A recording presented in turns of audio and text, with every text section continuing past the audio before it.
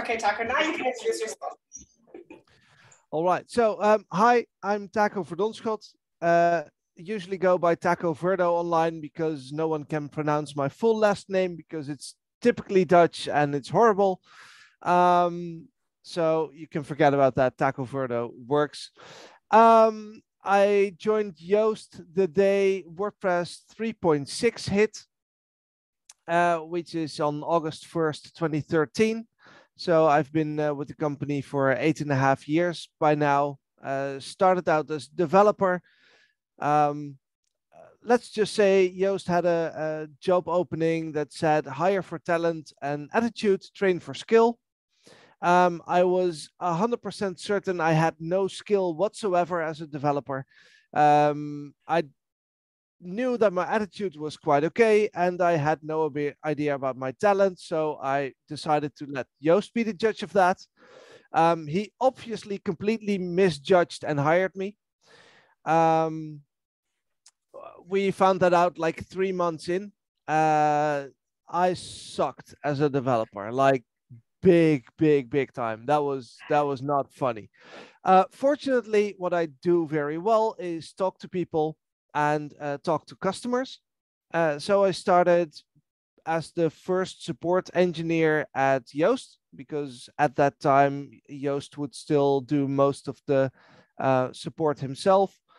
That quickly escalated into a team, and over time grew to a team of, well, we're currently at about 30 support engineers working around the clock. So we have 24/7 coverage, so that we can help all our customers in WordPress and Shopify as fast as possible. However, despite all those years at Yoast and despite really loving customer service, I don't think I've done exactly the same more than like 7 months in a row. So every now and then it's time to shake things up, and we're at that point again. So I think the announcement will officially be in a few weeks, but I love to share it already with you, because you took your time and effort to come and listen to my gibberish today. I will officially be the head of relations at Yoast, which puts me into a leadership team position, which is the replacement of our old board, because the company was sold in August last year.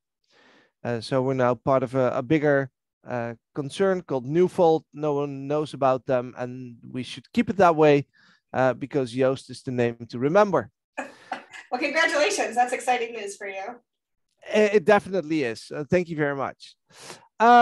So what do I do except talking to people nowadays? Well, I'm in charge of our support team yet again. I'm in charge of our community team, and through that, I touch everything that our customers interact with, basically, at Yoast. So it's the plugin that I'm a bit involved in. It's the marketing, where I have a say, and obviously customer support and what our community team is doing, so sponsoring and attending events. So if you go to WordCamp US or WordCamp Europe, you'll definitely have a chance to spot me in the wild, because unless like something like COVID's in the way, I will be there for sure. I think that's enough about me, unless I forgot something very important. Oh, I did. I'm a father of 2. Yes. That explains the tired face. It's not the time of the day. So that's always important to mention. What I wanted to do with you today is first get a bit of an idea of how experienced you are in SEO. I've seen from Trevor, he was kind to share some of the URLs, so I took a quick look at your sites already. Gerald, you also have a site up and running. Would you be so kind to put the URL in the chat? You're muted, Gerald. Oh, yeah, that too. If you're talking, we can't hear you, Gerald. You're muted. I'm sorry. Yeah, I'll put a couple of websites. The one is my family genealogy site, and that's the one site I really wanted to ask some questions on tonight. And then the other one is being developed for fundraisers. And I'll put both of those in there. And the fundraisers I'm still working on. So but any comments are appreciated on any of them. So I will put my websites in there. Yeah, I'd love to have a quick look and get an idea of where you're at in SEO. I know Risa was asking about working as an SEO before, so I'm assuming that you have quite a bit of experience already. Is that correct? I know Amir said he does SEO with. Amir as well, yeah. Yeah, so sorry, what was that? I missed that. That you do SEO for. Oh yeah, so yeah, my experience is in the SEO, but I've always worked with like big retailers like the Home Depot, like the LG, like the Samsung. I've never worked with like small businesses, and I have recently created my own website. So it's my first website on the WordPress that I've started from scratch. So it was really good. I mean, it's a very good. I've done SEO for a long time. But it was a really good opportunity for me to install the Yoast plugin and just digging deeper into the Yoast plugin because I have never worked with the Yoast before. I've done just the SEO, and yeah, that's it for me. All right. Yeah, if you like, please do put your the URL of your site in the chat, and I'd love to. Yeah, that's at the very earliest stages. So I just got it indexed today, to be honest. Hey, that's a good start. It's a very important start. Yeah, so don't really explore on the pages because it's like it's at the very earliest stage. So I've just created the homepage, and I'm creating like the service pages and everything later on. But yeah, I put my website on the chat. So sure. Nice. I'll throw my podcast in there for you, Taco. Yeah, I had a few that you were involved with. Well, pretty much on copy paste. Okay. All right. Jim also. Yep, Jim does wood turning. I'm having trouble with words today, but Jim does wood turning. Hey, Jim. Nice to have you here. Hi, everybody. And I don't know Peter, so I don't know, Peter, if you have a link you'd like to throw in the chat, you can do that as well.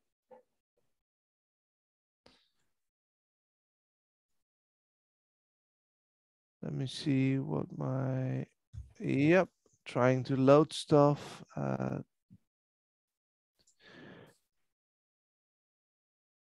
Good. All right. So what I'd like to do first is quickly go over the coffee talk. I can't type and talk, you know. I shouldn't try. It's okay. That's stupid. Anyway, so what I'd like to do is quickly go over what's SEO and why is it important. And for those of you who are not yet using WordPress, I'm assuming that's not a lot of you, why WordPress is a good idea if you want to have your sites, if you want to have sites out there. So I'll do this part without slides because usually they're a nice picture in the background, but you know, I already have a background, so don't really need it. Why WordPress? First of all, WordPress is open source, and open source means that everyone can look at the code. And in the case of WordPress, because it's GPL license, which is a type of an copyleft license, it means that anyone has almost full freedom to do whatever they want with that code. And the idea behind that is that when I create a brilliant piece of code, you heard I'm a sucky developer, so I don't, but let's say that I would, that piece that I create, I give to our common to everyone so that everyone can benefit from that piece of code that I've written. And each and every one of you can improve upon that code and share it back so that I can benefit from the work you've done, but so can everyone else. And so WordPress is built in the open, which means that hundreds, thousands of smart minds around the world have contributed their knowledge to this system, slowly making it better and better and better over time. And the good thing is, because you can work on that thing that someone's done before, it's not wasteful. If you create your own CMS, you have to rebuild what others already built in WordPress. And it's a waste of your time and energy. And WordPress already has so much ready for you, and you can just build upon it and give back. Then why is that good for SEO? Well, amongst those smart minds, those thousands of people contributing to WordPress, there are quite a few who pay attention to stuff like accessibility, who pay attention to stuff like performance, who pay attention to usability. And all of these areas are part of what we at Yoast call holistic SEO. Because SEO isn't knowing a trick and doing it well, but SEO is making the best website out there. If you want to rank #1 in Google, it's very easy. All you have to do is be the best result. To answer the question that someone searching on Google has. And I know it sounds very easy, and in reality, it's super hard, because where do you focus your efforts? And you have to write good content, and you have to have a fast website, and you have to have an accessible website, and you have to have a usable website, and you have to all of those things, which is a lot of work. But the concept itself is very easy. And because so many people in WordPress focus on all of these areas and all of this combined effort, the product that you get for free from WordPress.org is already pretty good. But it's not perfect. Not just yet. Please go ahead. If you have a question, let me know. Yeah, sorry for interrupting you. I just want to finish your talk. My first question has come from here. In the compare of WordPress with some CMS, other CMS, for example, Wix.com, and they also have their tools as names SEM, Rabbit SEM, if I get wrong. Still, you suggested to using WordPress? Yes. Can you explain more? Definitely. So in the case of Wix, there's that's a closed source project. So it means that only Wix developers work on Wix and know the code behind Wix. But there's a second downside, and that is that you're not owning your own content. The things that you put on Wix are very hard to get out. Whereas if you have your WordPress site and you want to move it to a different host, or you want to download it to your computer, or you want to do anything with it, it's entirely yours.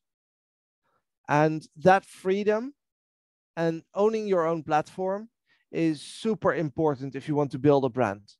So that's why I would definitely choose WordPress over Wix any day of the week.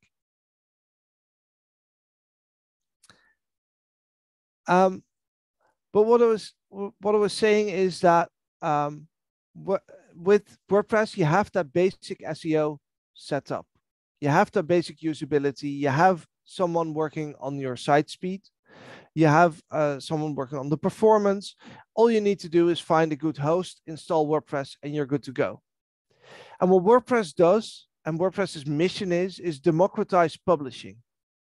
So anyone around the world can publish anything they want about any topic, anything. And that's super valuable. And especially nowadays, you see what a lack of information or state-controlled information, if that's the only thing that gets to you, what kind of a world that creates. So freedom of information is super important. And with WordPress, you can publish. The thing is that just being able to publish isn't enough, because you need someone to find your content. And if you build a website that you say that you're building for yourself, that you don't want anyone to find, well, then you shouldn't do SEO, obviously, but it's called a diary. It's not really a website, let's be fair. So the websites that we put out there, we do that because we want others to see what information is on there. And whether that's your family tree, whether that's selling shirts with bad language on it, doesn't really matter.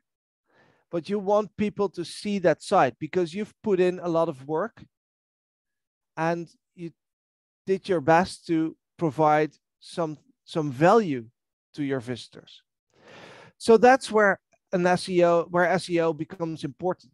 You need to be found, otherwise publishing is useless. And to do that well, you need to go beyond basic WordPress. There's more optimizations that you can easily do to your site by just installing a plugin.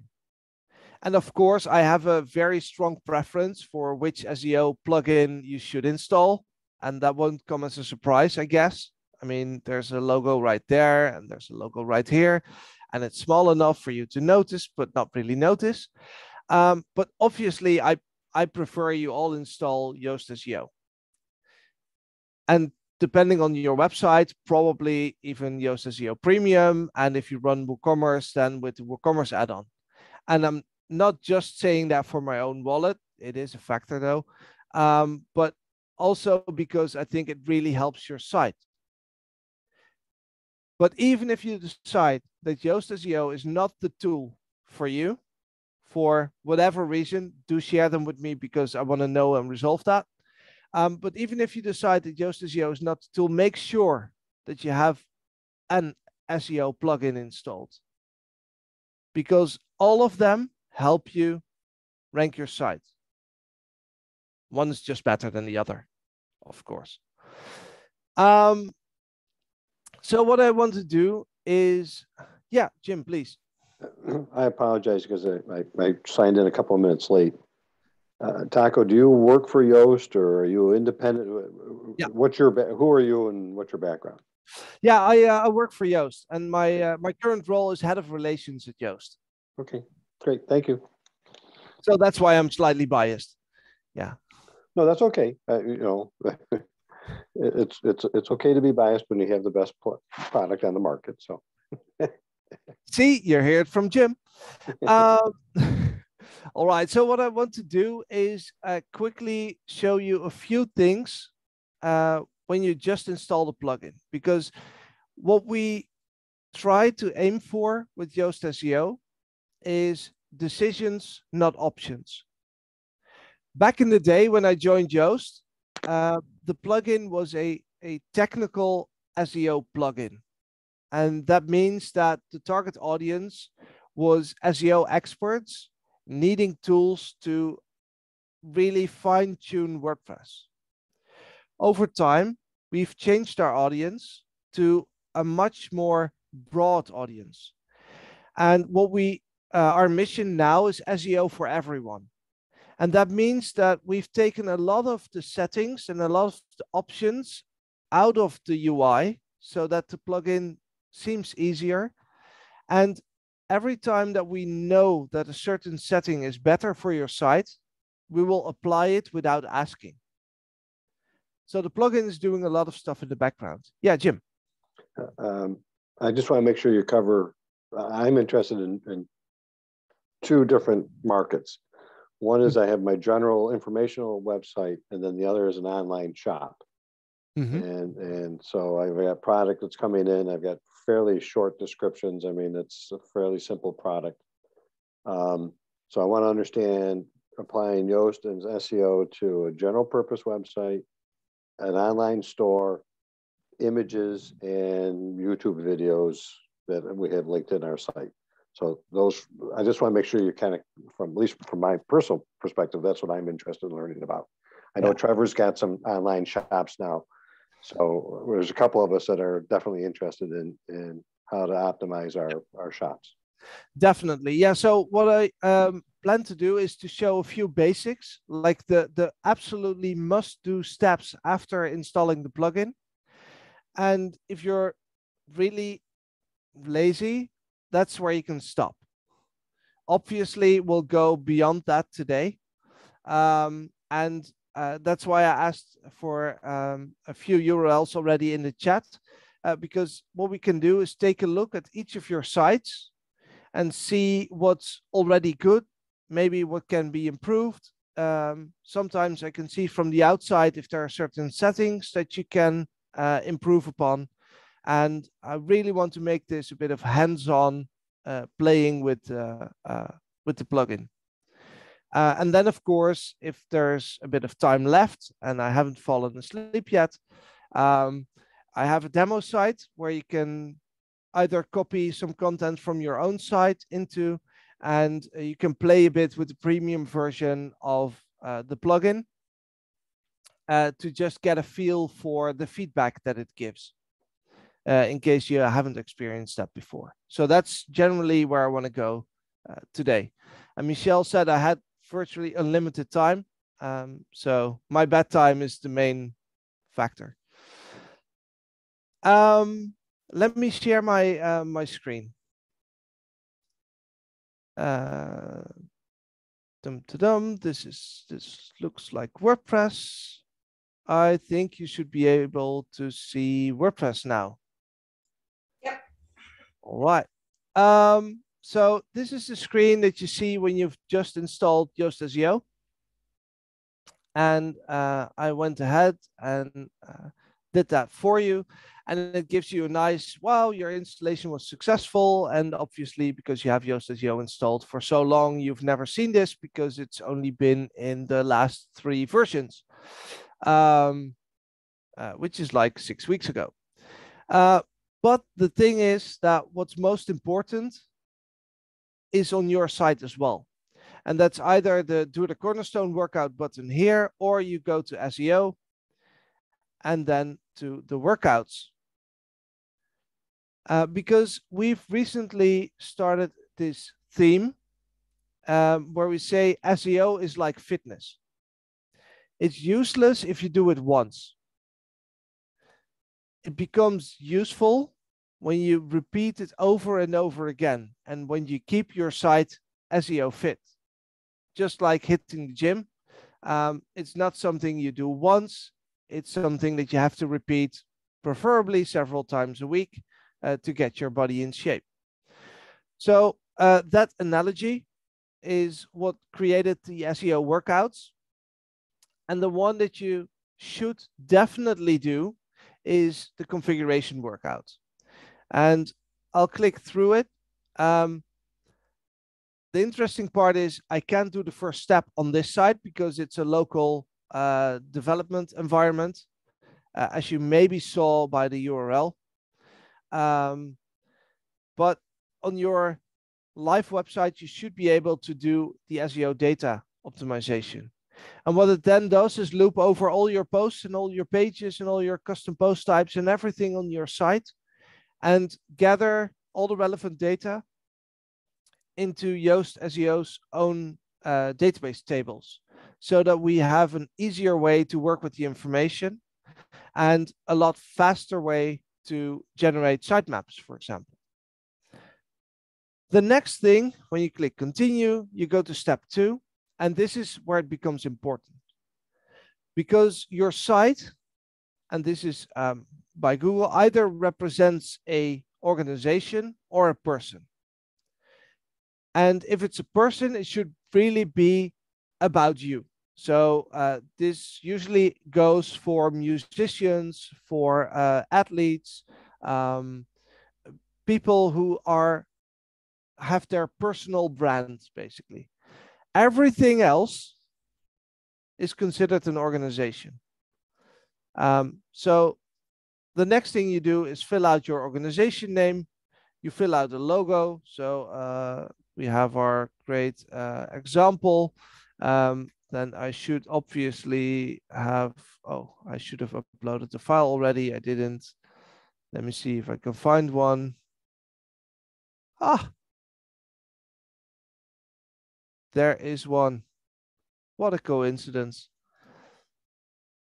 I have my logo and I have the tagline for my site. Which obviously is not just another WordPress site, which is the default, but just another example site, because, you know, we need to customize stuff. We save and continue, and then we fill out the social profiles. This is quite a list. If you have them, do fill them out. If you don't have them, like if you don't have a Instagram URL for your organization, for your brand, then really think about why you don't. And even if you don't plan on using it, it might be smart to still register your organization name so that someone else can take it.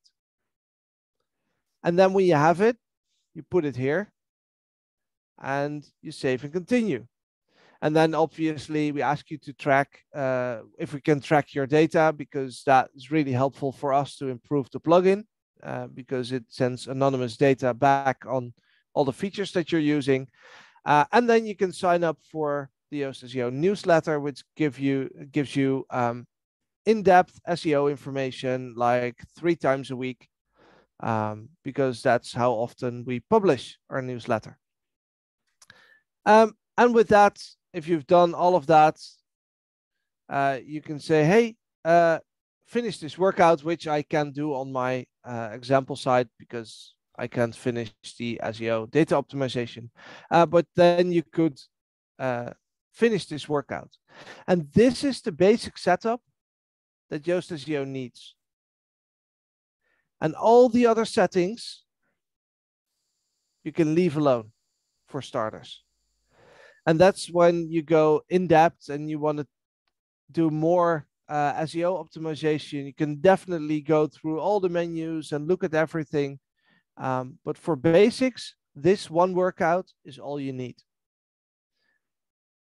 Of course, all the settings, etc., and everything gets a bit complicated. So that's why we have something called the Yoast Seo Academy. And in the Yoast Seo Academy, which is completely free, well, the most important courses are completely free. There are, for example, the Yoast SEO for WordPress training. And you can see the flag, it's free. And this will teach you how to work with WordPress using the block editor. And how to use Yoast SEO for WordPress using the block editor. And this is a quick course. I've reset my progress 1,000 times by now for all the demos that I'm doing. But all the courses talk about why is SEO important, and then go through all the settings in the plugin to help you screen by screen understand what it's all for. And this is really useful if you want to go really in depth. But again, for the basics, all you need is that first workout. But why do you need that first workout? Why is that important? Well, this site representation sets the base for a thing called schema.org. Has any of you heard about Schema? Yeah. Nice. All right. So short description, Schema is a language that is created by a couple of big brands, and that is used to describe elements on your page. Because as smart as Google sometimes seems, it's really dumb. If you're on a recipe website we recognize immediately that something is a recipe because there's a list of ingredients, there's a list of tools that you need, and there are steps that describe how to cook a dish. Google has no idea.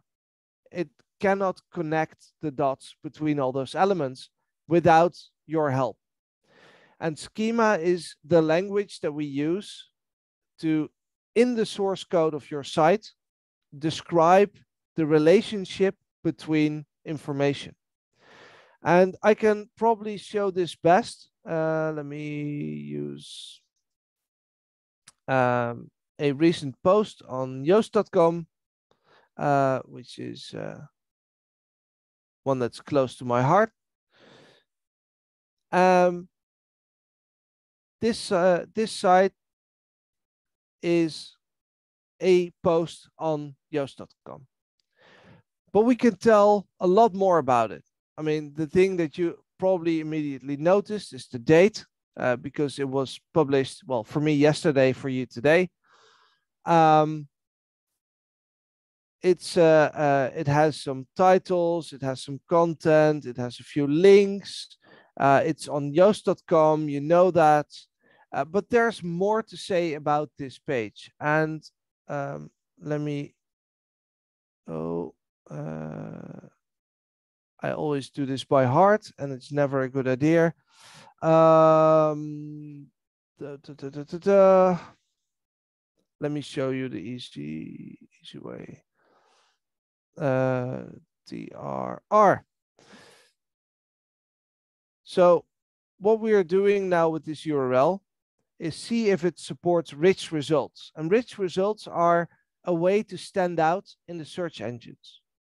It's, for example, when you have a product, you can show the price, or you can show the rating of that product, or you can have breadcrumbs shown in the search result. And this site by Google shows what's available for this specific page. And as you can see, there's a few, and all of them have green checks, obviously, otherwise we would be sucky SEOs. But this is a way to describe the content that's on your page. And it goes a lot further than that. So let me pull up some of the code. And I hope you can read this, because it's always a challenge when sharing a screen. Let me find the scripts. Yada, yada, yada. I see Jono's running an A/B test again, but that's not what I was looking for. Thank you very much for showing all the stuff that I really want to show. Thank you so much. Where are you? No, this is just the iframe, no scripts.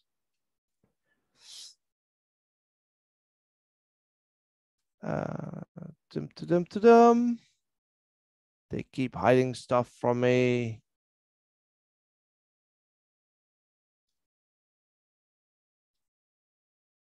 There it is.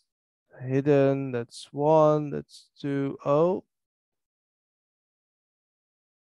They are hiding stuff from me. I don't like you.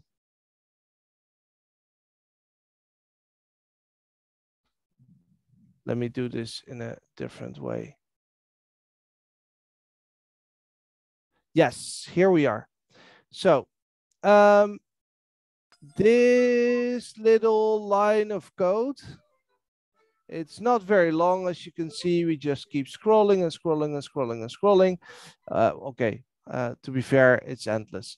But what it says is, in Schema, hey, this page is part of an organization.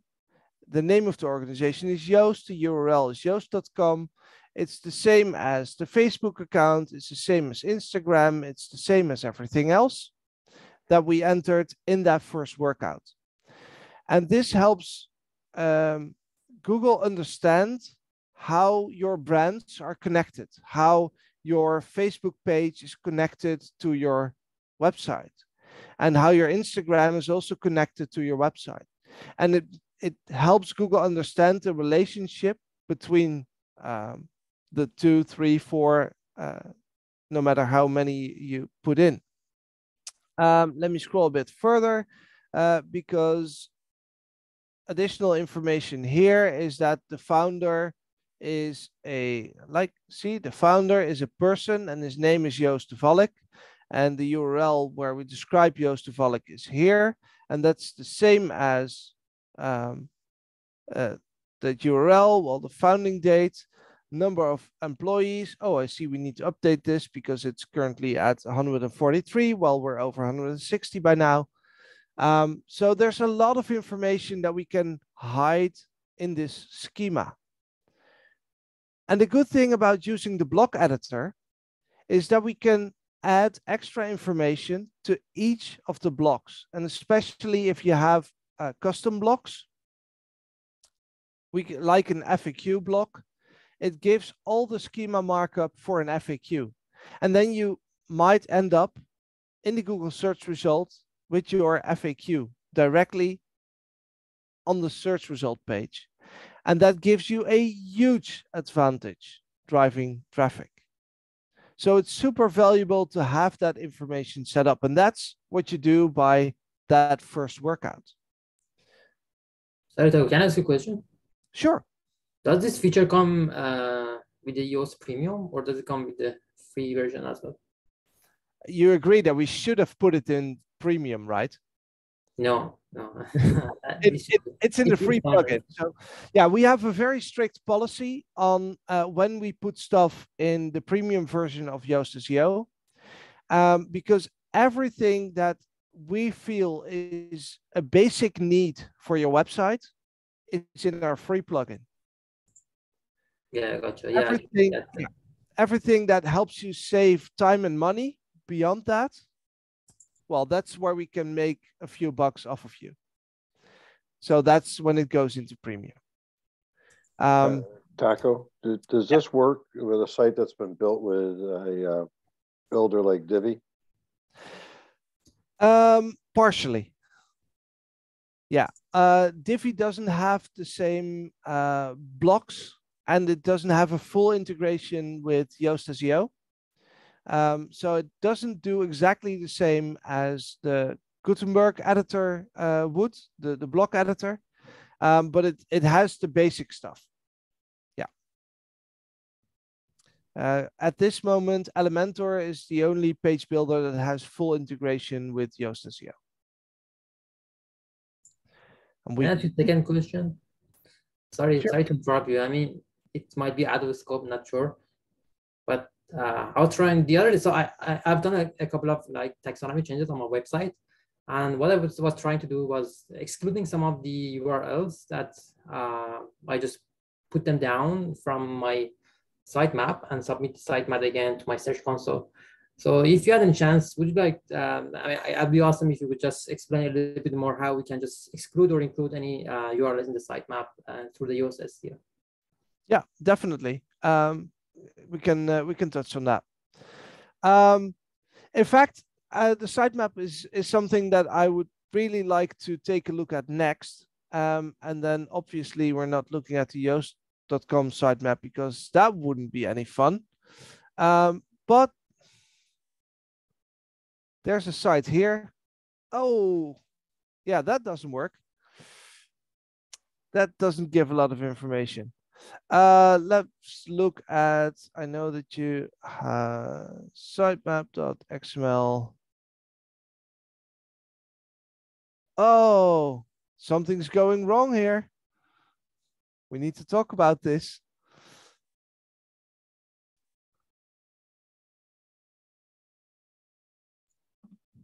See, so I've been testing. Should look like. Yeah, I've been testing a couple of different ones. So actually, that leads to kind of to a question. So I have played around with a few of these SEO tools. On those other sites, if I would decide to change, yes, is there a danger to that? Or is it okay to have 2 plugins? Or no, it's not okay to have 2 plugins because they will definitely conflict and that will absolutely hurt your website. Okay. So picking one of 2 is the only option. Migrating from Rank Math to Yoast SEO is virtually seamless. In the Yoast SEO plugin, there's a migration tool, and that will help you do that migration. And it recovers like 99% of the information that you put in Rank Math, or all-in-one SEO, or SEO Press, or any of the other SEO tools. Okay, good to know. So obviously I was looking for the Yoast SEO sitemap because this is the one that I'm most familiar with. And the thing is that we regularly get emails from customers that say, hey, I'm trying to pull up my sitemap, but I can't see anything. It's blank. It doesn't work. My sitemap is broken. Usually it isn't. The thing is, sitemaps are not meant for users to look at. Sitemaps are meant for robots, for crawlers to look at. And so even if it doesn't display as nicely as it does here, when you take a look at the source code and it looks like this, you're fine. And it may just mean that the styling is broken because your theme is outputting a space before the first line, and then XML styling, so the XSL style sheet doesn't understand anymore. But that's not a problem. As long as your source looks like this, you're fine. So in your sitemap is a very easy way for search engines, especially when you've submitted it to Google Search Console, or for those who've been in the industry, what was formerly known as Webmaster Tools, is a very easy way to identify all the pages that are on your site. And what Yoast SEO does is every time you update the post, it will update the last modified parameter, and it will ping Google. And that means that Google immediately knows, hey, a page was updated on this site, I should revisit. So that's super helpful. So it looks like the most recent post, most recent update was on /blog on Pi Day, 14th of March. And you can see for all of the other posts. Oh, and it looks this one was actually probably updated, and thereby your blog page.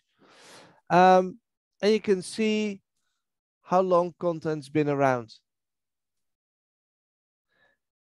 And this is very useful because nothing has changed on this page since 2014.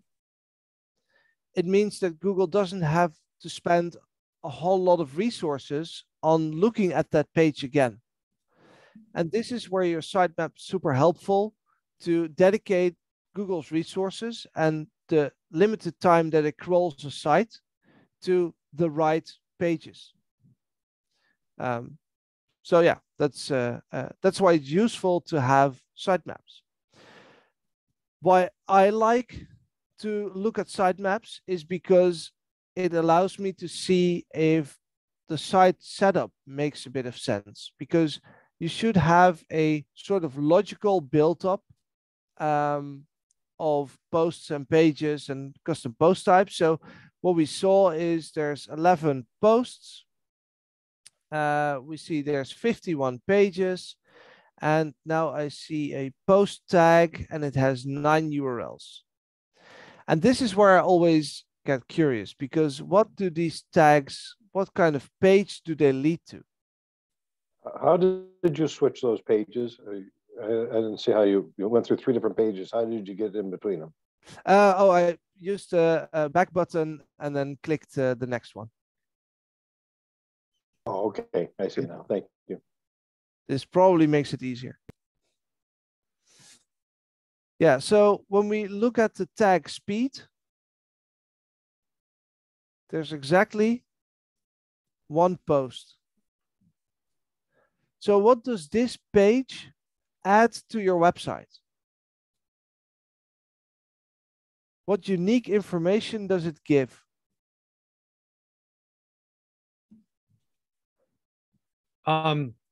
It's let me see. It's been a while since I wrote this one. Basically, it's talking about different types of units in the metric system and how students look at things. I disagree, even without knowing the contents of your site, because the page you're talking about is actually this one, which is the full post. But the tag page doesn't add a whole lot of value. In fact, it adds none. And what it does, it adds a so-called thin content page, because all there is the description, the first part of your real post. So what we advise is, if you have less than 5 posts on a tag, the tag shouldn't be there, because it will just create a thin content page. And sometimes even what we see is that people tag all their posts with news if all they publish on their blog is news. And then you will have a duplicate page from your blog page. So I think that it's good to take a look at your site and see if the site structure makes sense. It should be a build-up, and it should only have pages that add value to your users. And based on the fact, now Zoom, you're messing with my controls, and now I can't click my browser. Go away. Thank you. So this was the site that we opened, the speed page, and you see that there's a tag components with no posts attached to it. Obviously, it's a waste of time on your page for Google Crawler if it indexes this page, because it doesn't add value for your users. So tag pages is always something that I look at first, because very often they're not needed. Categories is very different, because usually you'll see categories help with a good site structure. And then we obviously found an example where there's no post in the category, and then the same applies. The page probably shouldn't exist on your site because it doesn't add value. And the thing is that if you have, let's say you have 100 pages and 80 of them add value and 20 don't, that means that about a fifth of your site doesn't add value. And that lowers the reliability of your entire site, because those pages don't add value. Whereas if you have 80 pages and all of them are super valuable, your site will probably rank better. So this is something to keep in mind with tags and categories, and make sure that, yeah. So question about this. So my background in tags and categories isn't very deep, as you can obviously see. So in my mind, as I started to make these categories and tags, I was thinking, okay, I'm going to start hanging things in there as time goes on. Mm-hmm. And I haven't written as much content as I would like. Should I still have, offline somewhere, a list of here are categories that I would like to flesh out? And then as I hit that 5 number mark, go ahead and add the category to those articles? So the 5 specifically applies to tags, because categories have a different purpose on your site, because they order your content in a hierarchy. And with categories, you can definitely say, okay, I intend to write more posts about this, and thus this category should be here, and I will write 2 or 3 more soon. Of course, okay. If you can always wait adding the category until you have to, and then create that hierarchy. But because it has a different purpose, you can use the categories sooner than the tags, because the tags are really, if you have your content in a nice pyramid, basically. So with one main topic, goes into 2 subtopics, goes into 4 subtopics, and then you have all your posts. The tags are a way to say, hey, this subtopic on the right is connected to this subtopic on the left through a shared feature. And okay. The easiest to understand is with a recipe website where you have all Italian recipes. If you want to, you have like your macaroni recipes on the one side, and you have your lasagnas on the left, but 5 of those you can cook in under 10 minutes. Then it makes sense to say, okay, this one's under 10 minutes, this one's under 10 minutes, and that's where you can use a tag. Okay. So just to kind of repeat back what you said to make sure I understand it, my category should be a hierarchy. Yeah. Okay. And then my tags are going to show relationships between different things, or different things that are related. Yes. Okay. So I should not be thinking about tags the way I think about keywords, in the sense I should not be trying to get those as specific as possible. They should still be a little bit broad when I put them on a post. So if I have if I only have one thing on the metric system, don't use that as a tag. Indeed. Okay. Thank you. Yeah. That definitely helps. Yeah. So I'd like to see, because sitemaps are my favorite thing to play with, because they do tell quite a bit. I was still waiting for your response about how we can exclude or include any like pages on the sitemap, if you don't mind. Yeah. Definitely. Yeah, we'll look at the admin in a bit. Yeah. Let me see. Oh, this is the Jetpack one. Let me see if we. So this is all, as you can see, different generators for sitemaps. Let me see if we have the basic WordPress one somewhere.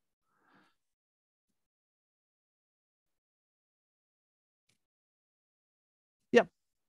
So since 2 releases, WordPress now adds their own sitemap, which is a very basic sitemap.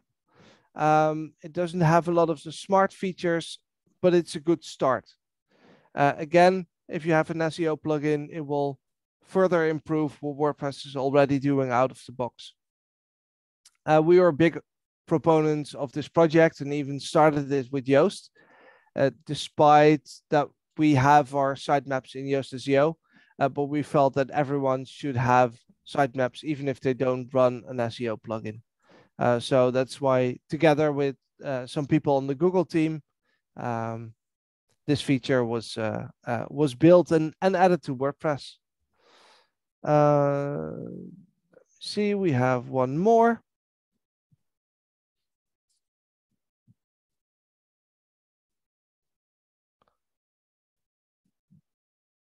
All right, that will be loading for a bit.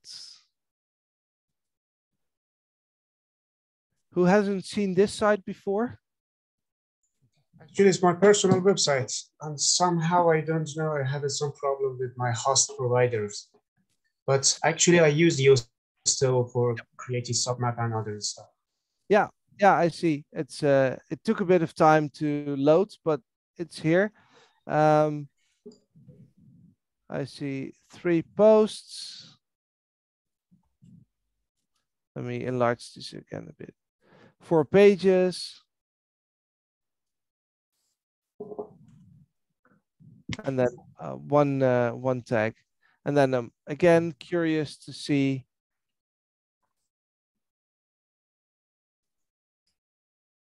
There's 2 in there. Yeah. Nice. All right. The thing is, I think this might be, oh, let me quickly go over this. If I go to your blog page and I compare that to, let me put it like this. I compare it to the story page. Oh, just a sec. Yep. Actually, I only have 2 blog posts, and both of them have the tag boy with a story. Yeah. So that means that in terms of content, this page, the /tag/story, is pretty much the same as your /blog page, or yeah, which is technically on your homepage, but it's also a one-pager like design. Thank you. But actually, I have some question for your first Yeah, I'm getting a bit lost. Sorry. I click on blog, and then I click on blog, and then I jump. Yeah, you will. Yeah. Jump down into the blog section. You're not going into the new, any new URL. You just jump down into the blog section. Yeah. Right. Okay. Yeah, but then when I click blog, I go all the way back up. Yeah. That was confusing. I didn't really understand that at first. Sorry for that. That's interesting point. Yeah. So the thing that you should ask yourself, does this page add value? What I expected is that your blog page would be a separate page, and then it would be exactly the same as the tag page. That isn't the case now, because your blog section is just on the home page. It's not as as big of a problem as I initially thought. So yeah. We were going to look at sitemaps and how to play with them. So let me take my test site because I can no index all I want. In fact, it's discouraged from showing up in search engines at all because it's a test site and it shouldn't be ranking. So in the content, there's in the settings, there's a way to remove URLs, to remove entire content types from the search results. So if I set show posts in the search results to off, there will be no post sitemap, and all the posts will be discouraged from being shown in the search engines, which is usually not what you want for posts. But if you have a custom post type that you don't want in there, the same goes, because you will just get a list of all the custom post types that are available on your site. And so this is the blanket way of doing this for an entire section of your website. If you want to have a specific post or a specific page hidden, then let's scroll down to the meta box. There's advanced, and here you can say for a specific post, nope, don't show this post in the search results. And that will automatically also remove it from the sitemap. Does that answer your question? Oh, thank you. Yeah, I mean, I was thinking of like some manual actions, I mean, some other like workarounds to include or exclude any sitemap, any URL in the sitemap. So is it just the only way to do that? So if we just change the meta from follow to no follow, so it would automatically changes everything in the sitemap. So do we have to just update the sitemap again and submit in the Search Console? No, that will be done automatically. So whenever you change a setting here, the next time your sitemap is visited, it's automatically updated, and the Googlebot will see that a URL has dropped from the sitemap. Okay, got you. Thank you. So that's done automatically. Yeah, what about sometimes you just delete the page? So because I had some like additional pages that I had, it came with the template, so I just deleted them. So do they just automatically updated in the sitemap? Yeah, also. So if you change a slug, if you remove a page, any modification to a post or page or whatever is, if it's shown in the sitemap, then it will be automatically updated. Okay. Yeah. So you don't have to worry about any of that, because that's what we have developers for, to do all the worrying. Okay. Yeah. Okay. Easy. Thank you. All right. So we took a look at a few of the sitemaps. I've shown a bit of the backend already. Like I said, these are all the settings that you can play with and fully customized to represent your site in the best way possible. You don't need to go and change everything in here. That's what it's still a myth that everything that can be changed should be changed. And it's a very hard one to fight, we've learned. But that's why we've limited the options available in the UI, because that means that you don't feel the urge to play with everything.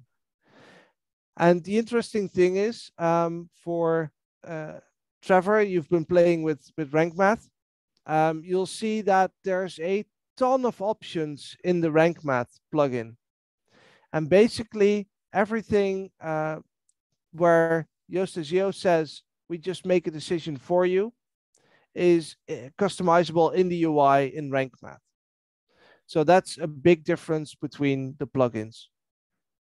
And this is how all of the SEO plugins have their own focus and a slightly different focus. As I said before, Yoast Seo is really focusing on SEO for everyone. And one of the major factors that people struggle with is not the technical part, but it's the writing. It's writing good text, it's writing enough text. And this is why Yoast Seo has two checks when you go into a post. And obviously this is fake Latin generated by FakerPress, which is a great plugin if you need fake content because you're building a site. And it has readability analysis and an SEO analysis.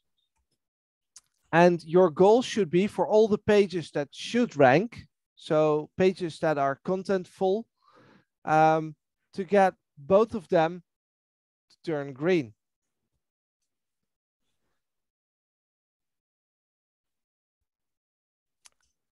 How do you do that? Well, when you expand a check, you will get a list of problems, so things you should really resolve. You get a list of improvements, things that you can do better, and you get a list of things you're doing good already. Because if we've ever learned anything from teaching, is that you should always reward good behavior. And if we would just hide everything after you solved it, you don't know what you did right. And in this case, we can see that this text is long enough because it's more than 300 words, which is the standard that we set for regular posts or pages. When it comes to readability, this is where Yoast Seo is unique, because we have a huge team of linguists and they are doing nothing but language research, which means that in I think over 17 languages, we analyze your text and give you advice on how to improve your writing. Because writing for the web is very different than writing for a newspaper or for a book. Because, well, have you ever tried reading a web page on your phone while walking with the bobbing going on and the sunlight on your screen? And if you have very long sentences like you would have in a good book, it's impossible to keep track of where exactly you're at, because that's not the kind of content that works well for the web. So this readability analysis is really built for the web to help you write good content for your web page. And yeah, this is I'd say the most important part of the plugin. This is also the only spot where I'm really going to do a bit of upselling, because the premium version has an advantage over the free one. And that's because the premium version has a more sophisticated text analysis. It has more morphology support, which means that it recognizes word forms. So singular and plural, for example. So if you're writing about cats, it will recognize both cat and cats, but also variations on that. And for some languages, there are many more than just one singular and one plural form. So then it becomes a lot harder. But this is where premium does add a lot of value if you're really into that readability and you want to write a good readable website.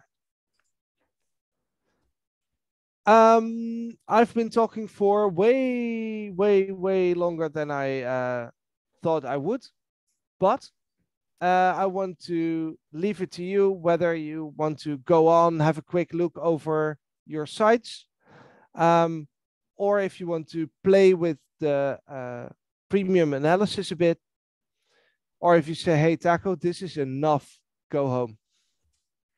I have a question. So while you've been talking, I've been working on meetmichelle.online.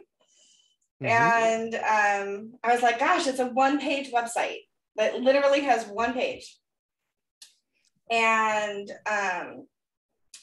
so I was trying to figure out, like, it doesn't have 300 words. So I added some text and I'm still at 250 words. How important is it to get to that 300? I did ask somebody just now if they would like write me a recommendation, like a testimonial, I could stick at the bottom for 50 more words. But how important is that? Like how like what's the margin of, well, it's close enough or not close enough or that kind of thing?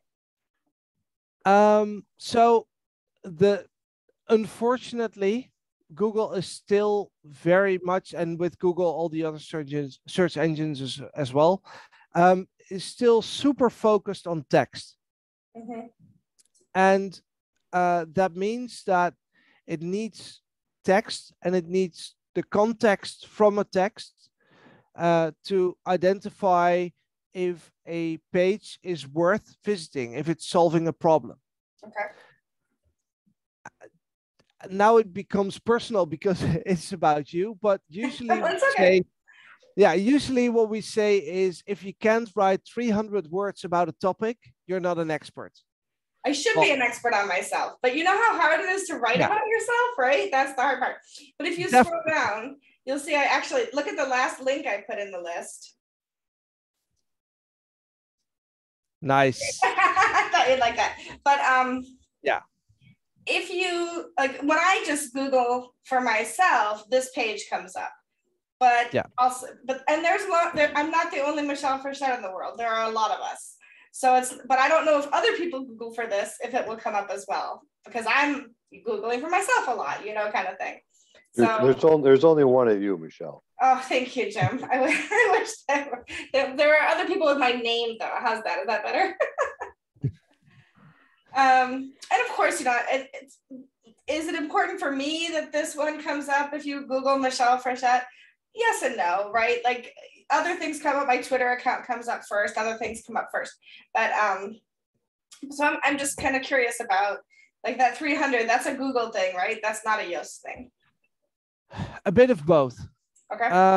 So Google needs text to be able to determine whether a page is valuable. And from experience, we've set the bar for non-Cornerstone content pages at 300 words. Okay. So that's sort of the bare minimum that we've found for ranking.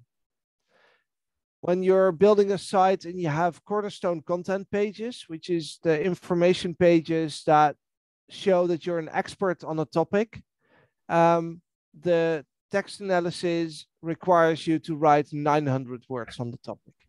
Okay. Because if you are an expert on a topic, you should be able to write that much. And obviously, if it's about you as a person, it's a lot harder. Oh, for sure. Especially because I teach people to write shorter bios, right? So, I mean, I could write more, but then you feel like you're bragging. And anyway, yeah. But I think getting a testimonial to put across the bottom of the page will help in a lot of ways. Yes and no. So, but does it mean it's social proof too, right? So when people get there, it's social proof. It boosts the words, and that should have my name again. So. Yes. Yeah, absolutely. So in that regard, it will work really well. But usually, Google will be able to see that it's not part of your main content, basically. Gotcha. So I think that, well, let me see, Yoast.com. We had this nice post earlier on about the diversity fund, and it has stuff at the end that says, hey, coming up next. Well, see, there's a nice meetup.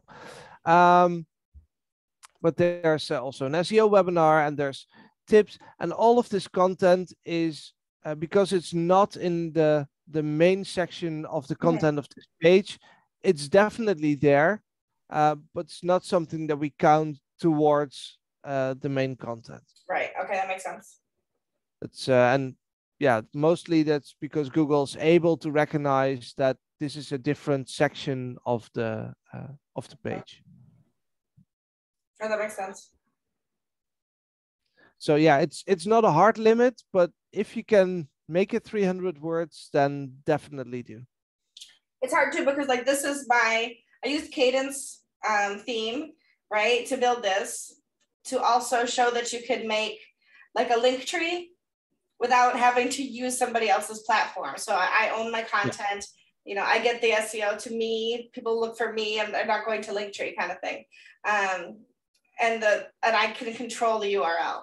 So it's like there's that trade-off of how much text do I want to put on a Linktree type thing versus whatever. So anyway, I just thought it was interesting because it is a one-page site, but I'm still hoping to get some SEO to it, right? So like Yoast turned green, you know, because I've done so much on it, but it also is like, but you probably need 50 more words. Yeah. So the question is, if it's a Linktree type, and that's the goal, then you probably want the links near the top of the page, and you could add more text at the bottom where the people who come here because it's a link tree maybe don't go. Right. And it's not put it in white text on a white background, because that's bad and you should never, ever, ever, ever, ever, ever do that again. I remember those days. Yeah. We're well past days. Michelle, I mean, you know, you've got your, if you scroll to the top of the page, you know, you've got that important information that you want. That's the hard sell. Okay. If you go down to the bottom of the page, you could put in, you know, a paragraph or a block that says, you know, just more fun information, and say, you know, I'm a mother, I'm a this, I'm a that. I love going to the Montezuma. Montezuma, you know, and take pictures, and I live in beautiful upstate New York, and you know, and you know, I've been to 47 word camps, and you know, just fun information, but it's about you, and it's just pertinent, but it's, you know, you've accomplished what you want at the top. You've got your link page, and then you have just fun information about you, and you can, you know. Yeah, I mean, realistically, I'm not that concerned about this page, but I think it's an interesting example of something different than what you would normally think about when you're building a website or a blog, because there's nothing more. It's just one page. Yeah. Yeah. So we had some questions before on e-commerce websites. Yeah. Well, Taco, you used the term cornerstone pages, and I've not heard that term before until tonight. What? Can you define that for me? Yes. Or what are they? This is also a part of site structure. So I was talking about a pyramid before, where you have a single topic, main topic, and then it goes into two subtopics, and that expands into this nice pyramid. Okay. The top 2 or 3 sections there. So if you have the pyramid, that's your main topic, and then the 2 sections below, that's the information pages that showcase you as an expert on the topic that your website's about. And for Yoast, and I think I should be able to show you in search, when I search for ultimate guide, I should see, yes, a couple of pages that are named the ultimate guide. And these are our content pages that show our expertise on keyword research and on structured data and on site structure.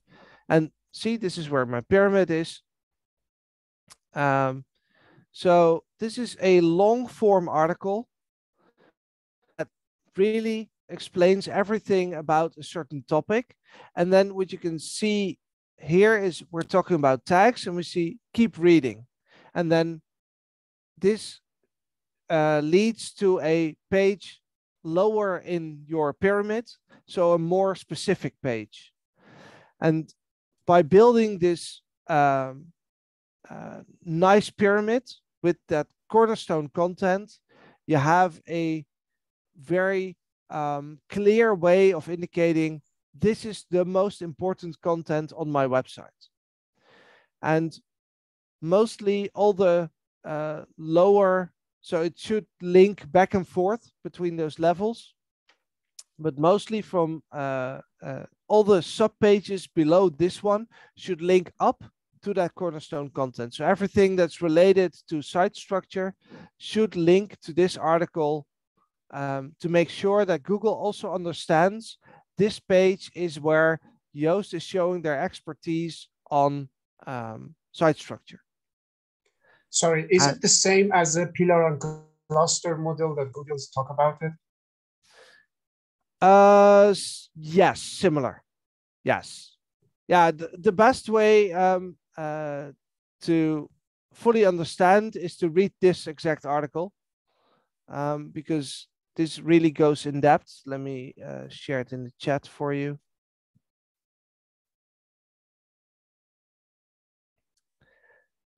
So yeah, this is definitely, there's a whole explanation, I think. Where is it? On Cornerstone Content.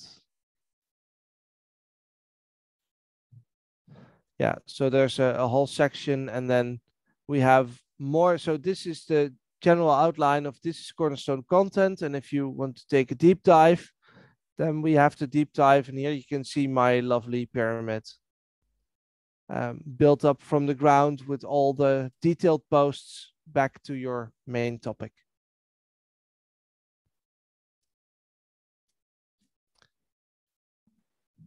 I'd love to have you do a site index on my site, because I don't know if it's turned on or not. I don't know. I haven't figured that out yet. So the thing is that you are probably a better judge of that than I would be. Okay. So if you go through this article and then do the workout that's related to it, let me show you here, because there's another workout that says Cornerstone approach.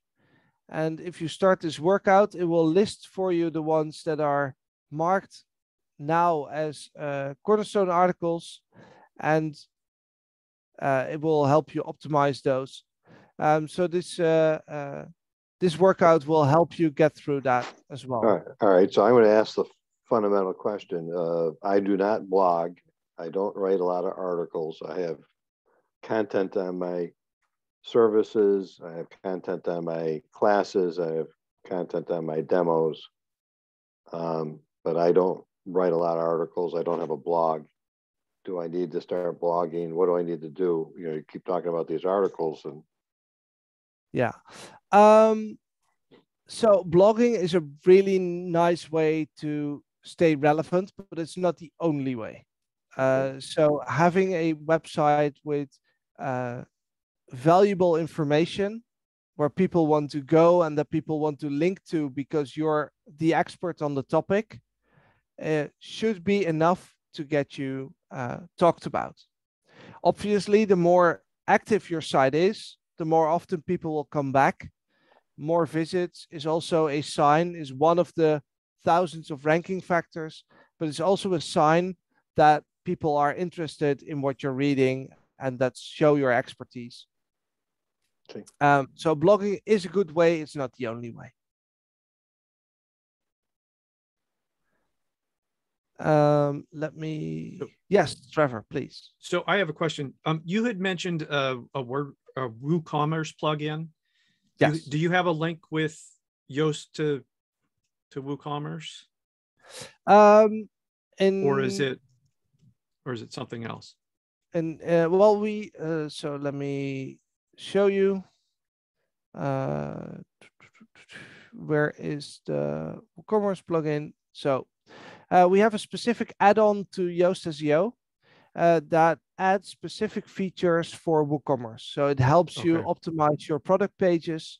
It has some specific checks for the SEO analysis on a product page, because where we usually say your page should have a link to another website, because the web is called the web because of all the links, and you don't want to be a dead end for both your visitors and for search engines. That's slightly different on product pages, for example, because you don't want people to visit another site when they're on your product page. You want to focus on them buying that product, or at least I hope you try to achieve that. Right. So, thank you. So with WooCommerce, in my case, oftentimes products are on my site for less than a month, you know, because they're all unique. I put them up, they sell them, take them down, I put the next one up. You know, is this a lot of work that is going to be valuable to me or not valuable to me because I have a short life cycle of products? Yeah, it's definitely valuable. But there's something else that is really important, because if you just remove the products without doing anything else with the URL, all those links linking to that product because people are talking about them are basically gone. They end up on a 404. So you want to make sure that whenever you delete a page, you redirect it to a relevant URL, or at least the most relevant URL. So you shouldn't just delete products and do nothing with that URL. That would be a waste of incoming links.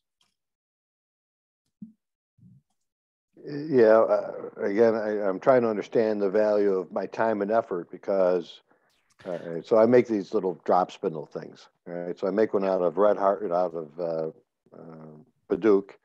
I put it up, I sell it, I take it down. Nobody's searching for that product anymore because it's come and gone. So yeah. do I really spend time and effort to do this or not? That I don't see the value in it. Right. So between the time that you put it up and the time that you take it off because you sold it, either Google visited that URL or someone else visited, has it bookmarked, someone linked to it from, or you link to it from your Facebook page or some other social media platform. And whenever someone's clicking that link or revisiting their bookmark, they will end up on a 404 page. And let me see if we can pull up a 404 page. This is not the best experience because it doesn't help a user reach their goal. Right. At least it shows your menu, fortunately, but yeah. So would it make sense to have something like that individual page, but then across the top, change something to sold or put something across the image that says sold, but you can find other things here? Or some way to keep that page alive. But then are you adding, so I know Jim's pages have images and so on. Is that just going to make the site over the next 10 years into, you know, so bloated with pictures and so on that it hurts rather than helps? Probably, yes. So what I would do if, well, let's see. I like the color of this one. So if you have this URL, you know that it is in the category drop spindles, right? Mm-hmm. So whenever you take this down, if you redirect this to the category page with the drop spindles, and in this case, even the mini drop spindles, but there's probably a page called drop spindles. It means that someone is not ending up on the product that they expected to end up with, but on the product page. So at least they're in the right direction. And you don't have to keep the entire old page, but just redirect the URL. And I promised I would do only one upsell. I'm going to do a second one because Yoast Seo Premium comes with a redirect manager. And what it does is every time you delete a product, it will give you a pop-up and say, okay, so you've now deleted this URL. Where should I send people trying to visit this page? And all you have to do is put in the destination URL. So in this case, there could be a product category drop spindles, and Yoast Seo will manage that for you. So in that case, you don't have to put in a whole lot of effort to create something custom. Yoast Seo is doing the heavy lifting for you. Interesting. Good. How much is that? $99 a year. And I think we can make something happen with a discount code before we end this session. It's worth every penny. I fully agree, but again, I'm biased. Yes. So you're starting to convince me. So I had mentioned, and you saw that I was using rank math. Again, I was just trying different things out. How much time should I put aside to do that conversion and to make sure that it worked? I mean, is this something that I can do in an hour? Should I set aside a couple of days for it? I mean, I have how many pages, and I have, as far as products, I've got, yeah, 42 sounds about right. Perfect answer. Yeah. Yeah. So my guess would be that we're talking minutes. Okay. So I'm not going to have to retype in my keywords or any of that type of stuff. Okay. That's all migrated. So let me see if I can show this here. Oh, then I should probably install rank math first.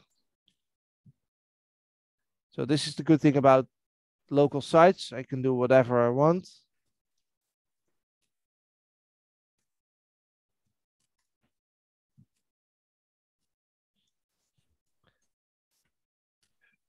We'll make this part fuzzy. Well, so nobody sees you putting in rank math. Yeah, well, I'm going to show you how to move away from it. So okay, so maybe we'll keep it in. Yeah. See, they do the same the other way around. Okay. I think I can skip all of this. I can skip all of this.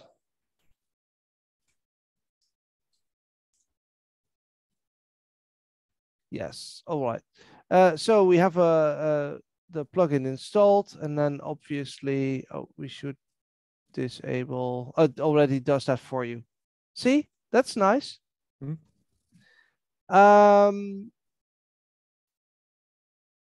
So if we now optimize this page through rank math, I always have to search how to put that in. Usually shows up in the upper right-hand corner. Oh, right there you go. Or yeah. Yep. So keyword is hello, because we definitely want to rank for hello today. And then we can edit the snippet and say, hello, this is my custom title. And I really don't feel like writing a description myself. No, that's fine. I should be able to close it, update. So now we've written a custom title for it. Deactivate plugin, activate Yoast SEO. I'm not activating premium, just the free one. And then we should be able to import from other SEO plugins. We select rank math, click import, and it's done. Now when we go to the post,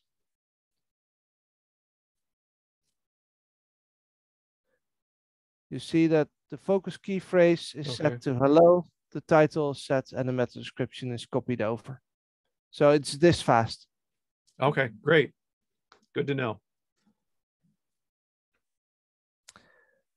All right. Let me see. Is there anything else? Okay, first I'm going to turn down the heat here because it's getting way too hot. But I'll be back in a second. So if you have any questions, think about them now and give me 2 seconds. Where is he dialing in from, Rochelle? Netherlands. It's very late there. What is it, 2 a.m. now? Yeah, 2:15. We will finish up within the next 15 minutes so that I can have my dinner and you can go to bed. Yeah, sounds good. Yeah, I have a job interview tomorrow morning, so it's nice to get some sleep. Absolutely. So I'd love to see you do that site index on one of my sites. Yeah, sure. Or the site map, because I've never seen that before. All right. So on the TC turning. TC turning. All right. Let's.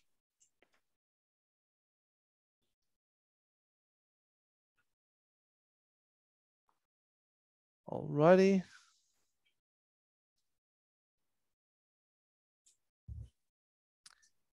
Oh, that's interesting. Okay, so I see no posts, 47 pages. Attachment sitemap, 0. That's interesting. Why is it there at all? One project category, one project. All right. So it's a very pages heavy website.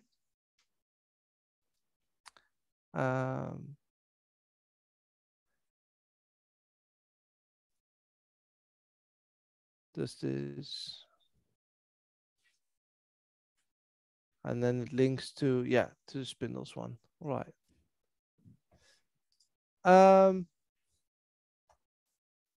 Yeah, so what I find interesting is that it has a attachment sitemap, because that's not what I would expect. So that could mean, let me see if I can, oh, that's a video. Are you able to share your screen and show the backend of your WordPress site, of this site? Kathy, I'm talking to my wife. She's the one that developed it. She's in the other room.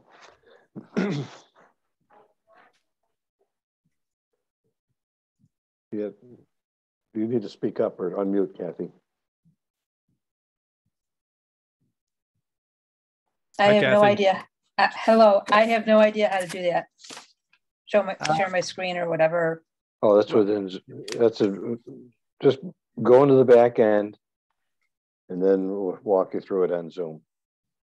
So I have to go to another screen? Yeah.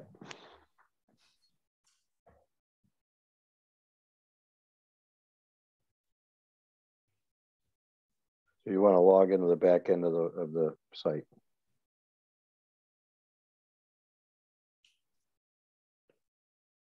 So her site and my site she basically developed her site and then copied the layout and whatnot for my site. So they're very similar.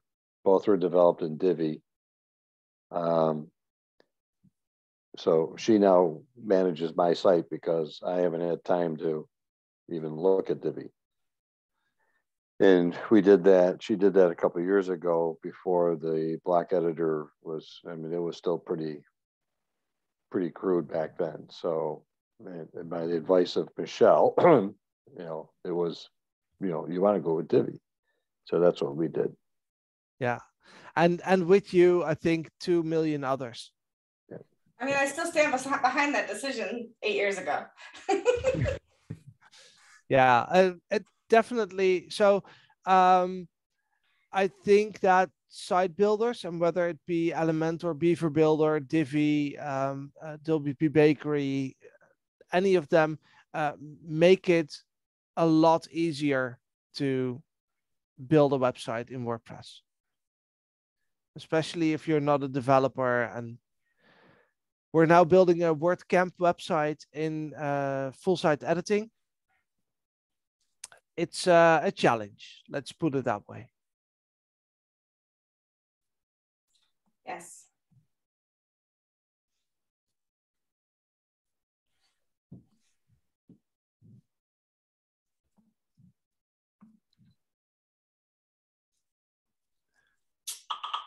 I do like your shop, Trevor. Thank you.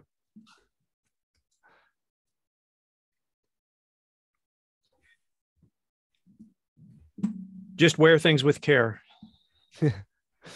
Yeah, I don't think they would make the code of conduct for the average WordCamp. All right, that's Probably not that's not going to happen. Kathy's had a very, very long day, and she doesn't have her notes in front of her. She can't remember her password to log in, so she's got it written down. It's not going to happen tonight. So yeah. So what I wanted to see, and I can show you on my demo site, is when you go to the search appearance settings. okay. Let me do this from the top of my head. There's the media. And what I was hoping to see is that this would be set to yes. Because if this is set to no, it means that WordPress is, and this is default behavior in WordPress, is that WordPress is creating an extra page for every single image that you have on your website. And again, that is very thin content. And then we're getting back to the, if you have 100 pages and 20 of them don't add value, you shouldn't have them. And that's usually the case with attachment pages. So you want to make sure that this is set to yes. All right, so that search appearance is under it's part of Yoast. Yes, it is. Okay, all right. And we want it set to yes. That's correct. Yeah, if it's set to no, it will give you a whole bunch of other options. But typically this is sometimes relevant for photography websites, but that's about it. Where you really want your images to rank and you want your images to be visible as separate pages. But then you have to add content to each and every one of them. And for most sites, and especially if you run a web shop, that's not what you want. You want people to visit the product page that the image belongs to. All right. All right. So we just need to check that on our sites. Yeah. And then it should automatically also hide that attachment sitemap, which is what triggered the question. Okay, great.